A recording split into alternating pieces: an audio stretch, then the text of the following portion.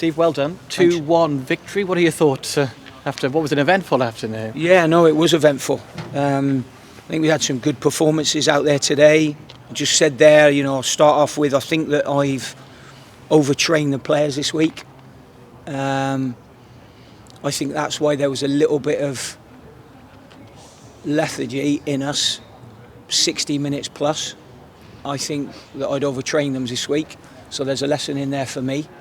But I think when you're on the back of getting beat last week, you want to put it right. But, as experienced as I am, I think I made a mistake by overtraining them this week, because they were, I just think, at the end there, 13 minutes on top of the 90, I was nearly regretting that at one point. But I thought some great performances today by the lads. I thought the subs that went on had an impact. Today was just one of them lucky days. We changed the system, and then we got the goal very, very quickly against them before they could get set and get any rhythm into our system. They're a good team, as I've said before. They're very, very dangerous. You've seen what it's like today. If you don't defend your box, you'll get beat by them. Whatever it is, they're good on wide free kicks. They're good on long throws. They're good on corners. And if you don't defend that, that's without the other intricacies that they have in their game as well, by the way.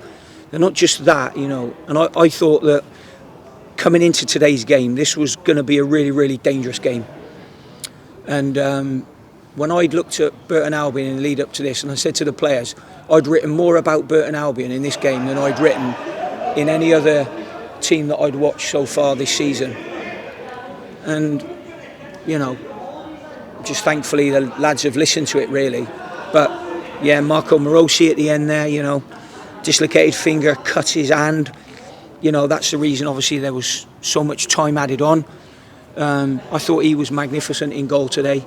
And, I think he's probably going to earn himself a couple of days off, because I can't see him doing too much goalkeeping at the moment. The fact he played so well, having received prolonged treatment as well, just makes it all the more impressive. How is he? Yeah, I know he's okay. He's okay. He'll be all right for next week and all of that business, but he's going to be sore for a little while.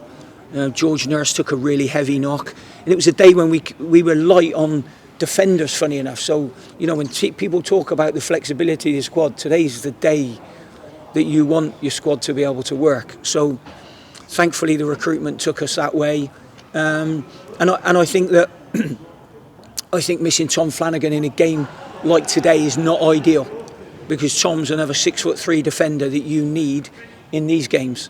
Otherwise, you get pulled around. But I thought the lads to a man were brilliant. We've restricted them to very little today from a lot of their strengths, and I've seen them in other games.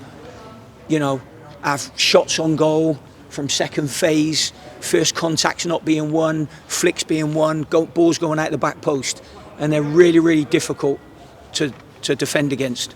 And I thought our lads to a man today, I thought they were brilliant at that.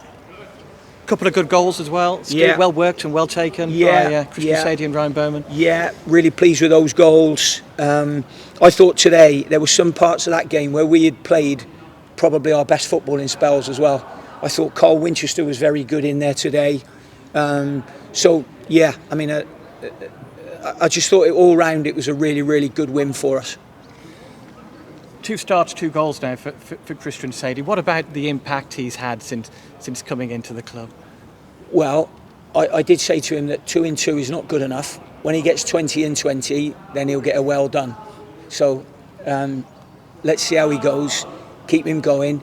Get him up to speed. There's still some things that he needs to work on in his game, but brilliant goal. Strength, power, pace.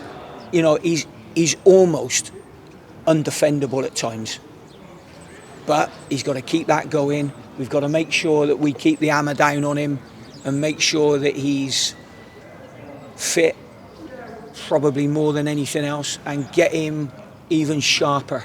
Because if you look at what he shows in the beginning of the game to then what he shows after 70 minutes, there will be a measurable drop in his performance. And that's understandable because really, he's probably only had a couple of games this season. I think he had one before he came to us. So, you know, I might be expecting too much of him, but I would rather be demanding of him and then he gets the rewards, because then he doesn't think the demands are being hard on him. He accepts the demands. And we have that. We want that off of our players. We train really hard. And like I said, probably too hard this week. But we train really hard. And I just think that's the benchmark for the football club. And you mentioned the contribution of the subs, including, of course, Elliot Bennett, who made his comeback on Tuesday and played so well in the EFL Trophy. And there he was today, playing for quite a long time in the end with the additional time added on. Well, having the 80 minutes the other night, look, I think that was the benefit, you know, not just playing the first half, but stopping him and then starting him again. So we had to get back up to speed. So, and Elliot gave us good composure at times today in there, you know, late on when it's hurry scurry and balls are gone in the box and we win the first one. We've got to make sure we get hold of that second ball then and get that composure pass off to give us another couple of passes. And I think Elliot does that, and I thought Carl Winchester did that. And just going back to the Marco Morosi injury, was it close at some stage whether he'd stay on? Because yeah, that's why we had to get Harry stripped, and you know, like I said, get Harry stripped and fire some balls into him, because otherwise he's going to go straight out there on the pitch, not touch the ball, and the ball's going to come right under his crossbar.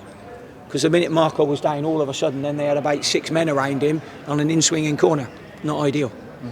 You're 10 league games into the season now, which is often a time to reflect on how things have gone so far. You've got 15 points on the board. You're in 9th position in the League One table. What's your thoughts on how things are going 10 games in, Steve? Okay, I think it's more about the football club. I think about that, because we could easily be 15th, and it wouldn't change my view on where the football club is and the people that we've got working here, the people we work for, and the players. I just think we've got a good group. You know, I'm very lucky. I've got good staff. We saw the young boys have a run out the other night that we said was, you know, going to be tough for them, but you know, it's good that they know what they've got to get up to. So I just think at the moment, you know, the football club seems in a pretty good place. And just finally, no Tom Flanagan, of course, for Shrewsbury Town. He's starting for Northern Ireland, though. Yeah, he is. Yeah, playing for them. So is that already been released? Then? Is that you know that? It's games kicked off at 5 o'clock. Yeah, no. Well, So he texted me yesterday, Tom, that he was starting. So hopefully he plays well tonight, and hopefully I'll get a message in a couple of hours to say that he's fit and well. So you know that'll be even better. That you know we get Tom back from the international duty. Nursey had a bit of a knock today. Rakil, I thought, put in a lot of effort in that first 60 minutes. So we need the others back. Benno's coming back gradually, and then we've just got Aidan and Julian Da Costa, and you know we're hopeful for them for where they are at this moment in time.